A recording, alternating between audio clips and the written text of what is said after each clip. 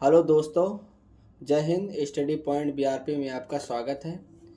तो आज हम आरआरबी एनटीपीसी का जो थर्ड शिफ्ट हुआ उसका कंप्लीट एनालिसिस देखेंगे।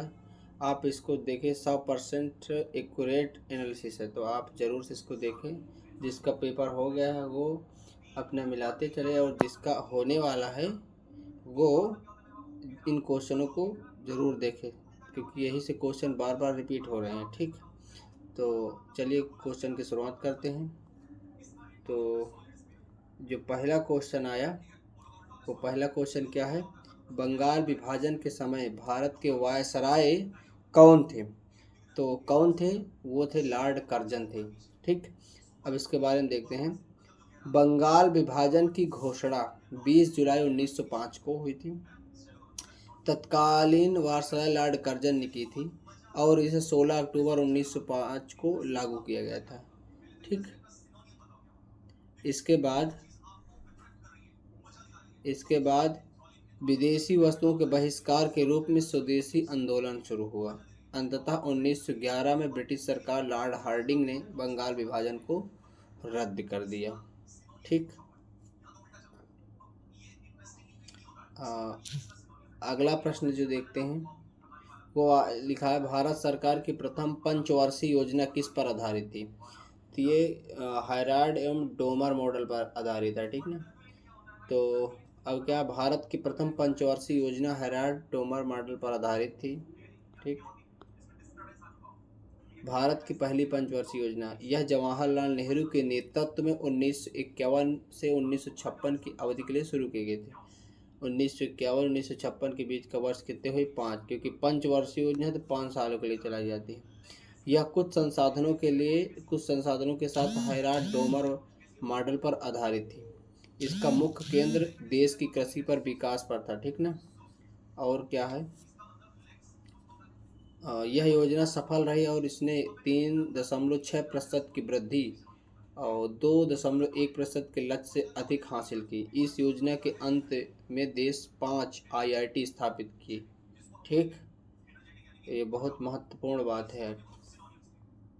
ये प्रश्न आ सकता है कि आईआईटी स्थापना की किस पंचवर्षीय योजना के तहत है और कब हुआ, तो आप बता सकते हैं। अगला प्रश्न, डीपीएसपी जिसे क्या कहते हैं? यहाँ हिंदी में कहते हैं राज्य के नीति निर्देशक सिद्धांत तत्व, और इंग्लिश में डायरेक्टिव प्रिंस। ठीक,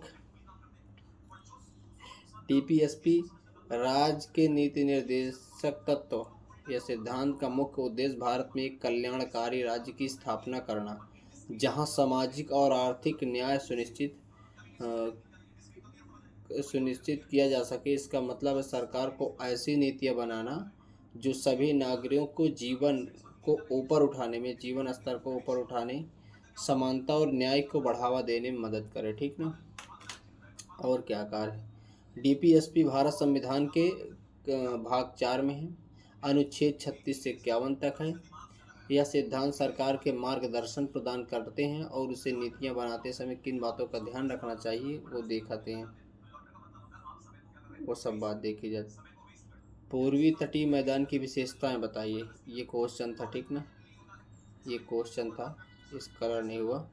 तो पूर्वी तट मैदान की विशेषताएं कौन सी हैं देखते हैं। भारत की पूर्वी तट मैदान उत्तर में पश्चिम बंगाल से लेकर दक्षिण में तमिलनाडु तक फैला हुआ है। इसका इस क्षेत्र की जो विशेषता है वो क्या है?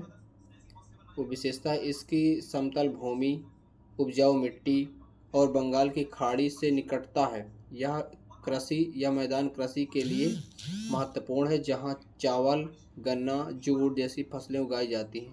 तटीय क्षेत्र में कई बंदरगाह भी हैं जो व्यापार व्यापार और वाणिज्य को सुगम बनाते हैं। इसके अतिरिक्त पूर्वी तट मैदान चेन्नई, विशाखापत्तनम और कोलकाता सहित कई महत्वपूर्ण शहरों का घर भी है। ठीक, पूर्वी तट पर स्थित दो द्वीप में बंगाल की खाड़ी स्थित अंडमान निकोबार द्वीप समूह शामिल है। यह द्वीप अपनी समृद्ध जैव विविधता, अद्वितीय वनस्पति और जीवों तथा मनमोहक समुद्री तटों समुद्र तटों के लिए जाने जाते हैं। ये पर्यटन में महत्वपूर्ण भूमिका निभाते हैं और अपनी रणनीतिक स्थिति के कारण भी महत्वपूर्ण है। इन द्वीपों में विभिन्न आदिवासी जनजातियां निवास करती हैं और अपनी संस्कृति और पर्यावरण के संरक्षण हेतु भारतीय कानून के तहत संरक्षित हैं। ठीक। भारत का उत्तरी तट, जिसे उत्तरी मैदान के रूप में भी जाना जाता है, भारत के सबसे उपजाऊ घनी आबादी वाले क्षेत्रों में से एक है। यह सिंधु गंगा ब्रह्मपुत्र नदी द्वारा लाए गए जलोढ़ निक्षेपों से बना है, जो इसे विश्व का सबसे बड़ा जलोढ़ मैदान है। ठीक। अगला जो प्रश्न पूछा गया वो था, who was become India's first regional AI news anchors. तो वो कौन है? लीसा। ठीक। देश की पहली क्षेत्रीय एआई न्यूज एंकर लीसा के साथ एआई उद्योग और ओटीवी ने एक महत्वपूर्ण उपलब्धि हासिल की है। यह टीवी प्रसारण पत्रकारिता उद्योग के लिए उल्लेखनीय क्षण साबित होता है, क्योंकि इसमें इस उद्योग में क्रांति लाने की क्षमता है। अगला प्रश्न जो आया वो आया कि निम्नलिखित में से कौन सी बहुउद्देशीय नदी घाटी कार्यक्रम है, ऐसा प्रश्न आया। तो ऑप्शन के हिसाब से जो था वो दामोदर घाटी परियोजना सही था। तो दामोदर घाटी बहुउद्देशीय परियोजना को भारत की पहली बहुउद्देशीय परियोजना माना जाता है, जो 7 जुलाई 1948 को अस्तित्व में आई थी। बहुउद्देशीय नदी घाटी परियोजना आमतौर पर बड़े बांधों को संदर्भित करती है, जो नदी के पानी को रोकने के अलावा कई अन्य उद्देश्यों की पूर्ति करते हैं। रोके गए पानी का उपयोग विभिन्न उद्देश्यों के लिए किया जाता है। ठीक। विद्युत उत्पादन में अब किस किस में क्या विद्युत उत्पादन में किया जाता है? पहले देखो, परियोजना निम्नलिखित है। जल की पहला है जल की कमी वाले क्षेत्रों की सिंचाई, दूसरा विद्युत उत्पादन, तीसरा बाढ़ नियंत्रण, चौथा घरेलू और औद्योगिक उपयोग के लिए। ठीक। फिर जल आपूर्ति, पांचवा है, और फिर जो पांचवा है वो जल आपूर्ति है। चौथा पांचवा क्या है? मनोरंजन है। छठा अंतर्देशीय नौयान और सातवां जो है मत्स्य प्रजनन। ठीक। अगला जो प्रश्न आया वो था क्या? नव भारत साक्षरता कार्यक्रम के तहत 100% पूर्ण साक्षर राज्य कौन सा है? वो त्रिपुरा है। ठीक ना। त्रिपुरा ने 95.6% साक्षरता दर हासिल की है। त्रिपुरा से पहले मिजोरम, गोवा पूर्ण साक्षर राज्य घोषित किए जा चुके हैं। ठीक। और देखें उल्लास, ठीक, का मतलब है उल्लास का मतलब क्या था? अंडरस्टैंडिंग क्वेश्चन नहीं था। Understanding life long learning for all in society, समाज में के सभी के लिए आजीवन शिक्षा समझना। यह कार्यक्रम 15 वर्ष और उससे अधिक आयु के उन लोगों के लक्ष्य तय करता है जो औपचारिक स्कूल शिक्षा से वंचित रह गए हैं। इसका उद्देश्य 2030 तक भारत में 100% साक्षरता हासिल करना है। ठीक। अगला प्रश्न जो आया वो था, निम्नलिखित में से कौन सा राष्ट्रीय उद्यान तमिलनाडु में स्थित है? तो ऑप्शन के हिसाब से जो सही था वो था Mudumalai national park. Mudumalai national park Tamil Nadu में स्थित है और यह नीलगिरी पहाड़ियों के उत्तर पश्चिम की ओर नीलगिरी जिले में स्थित एक निर्दिष्ट टाइगर रिजर्व भी है।